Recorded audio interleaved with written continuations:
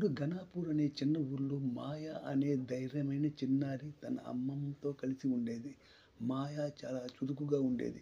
పాత వస్తువులను తడబాట్లు లేకుండా ఎగవేస్తూ చూస్తూ ఉండేది. ఒకసారి వర్షాల మధ్య రాత్రి మాయ వారింట్లో ఎటిక్‌లో అన్వేషిస్తుండగా పూడికతో నిండిన పిత్తల దీపం కనిపించింది. "అమ్మమ్మ! ఈ దీపం ఏంటి?" అంటూ మాయ అడిగింది. అమ్మమ్మ ముఖం ఒకసారి తెల్లబోయింది. "అది ఛాయా దీపం.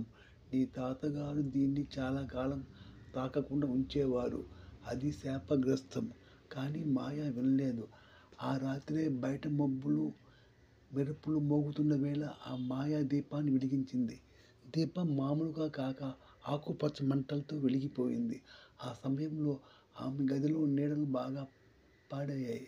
గోడలపై వంకరగా నృత్యం చేస్తూ 3 ఆకృతులు కనిపించాయి. ఒకటి పొడవైంది, ఒకటి తేలుతూ తిరిగేది, ఇంకొకటి ఎర్ర కళ్ళతో భయపెట్టేది.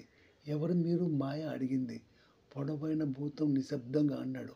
"మేము దీపపు కాపాలం. ఎప్పుడో బంధించబడ్డాం. నువ్వే మమ్మల్ని విడిపించాలి."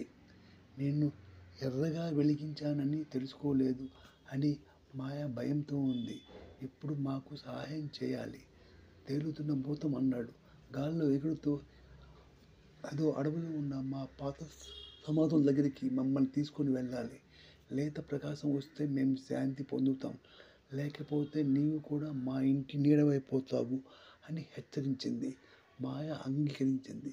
బ్యాగులో దీపాన్ని వేసుకొని అడవిలోకి నడిచింది.